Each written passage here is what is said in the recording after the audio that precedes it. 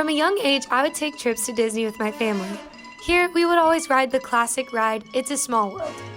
I knew I'd had a special connection to this ride, but I didn't know exactly why. At the end of the ride, there was a room that featured goodbyes in every language.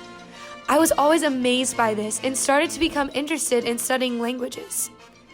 Language is a powerful thing with so many different characteristics.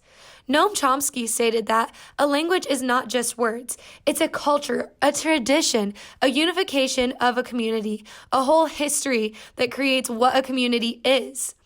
It's all embodied in a language.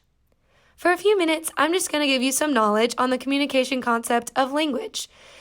There's a whole world to explore with this topic. The types of language can be symbolic, have specific rules, and can give us much better understanding on how the world works. So, let's get started. First, language is symbolic.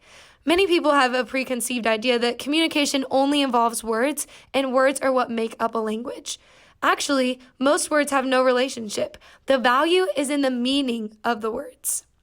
The triangle of meaning helps us understand this better. According to Ogden and Richards in 1932, meaning is a model of communication that indicates the relationship among a thought, symbol, and referent, and highlights the indirect relationship between the symbol and referent.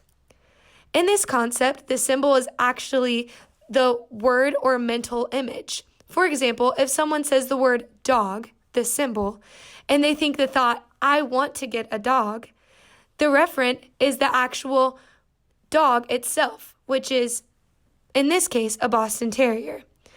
The tricky thing about this is that you could have a different thought or referent for a singular symbol than someone else. Like my dad, who had thought, I want a dog, so got one while my mom was on a cruise.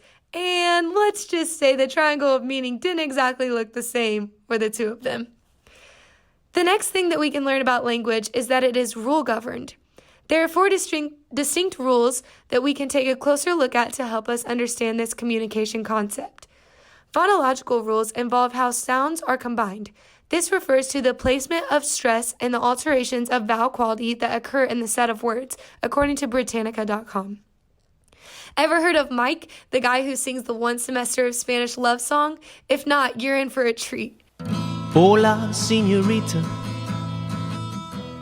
¿Cómo te llamas? Me llamo Mike.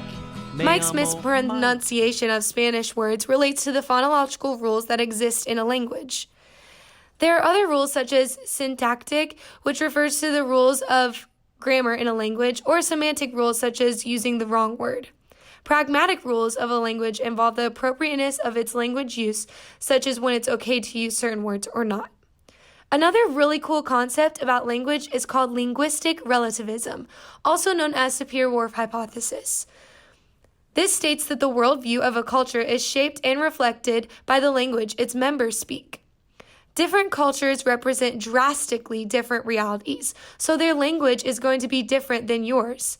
Do you ever think about how there are so many people in the world speaking so many different languages, yet we're all still human? That's so cool to me. There are also different types of language, such as relative language, which is defined by the comparison of other meanings, such as stating, this is an easy class, or this is a hard class. Abstract language links different groups of things together, like telling someone, you need to have a better attitude, rather than using specific language and stating, you need to quit complaining every time we have to do our homework for English. Out of all the characteristics of language that one could study, I think the most important thing about language in a communication context is that it is powerful. The power is not in the words that may be seen or heard, but how the meaning of the word is felt from the sender to the receiver and vice versa.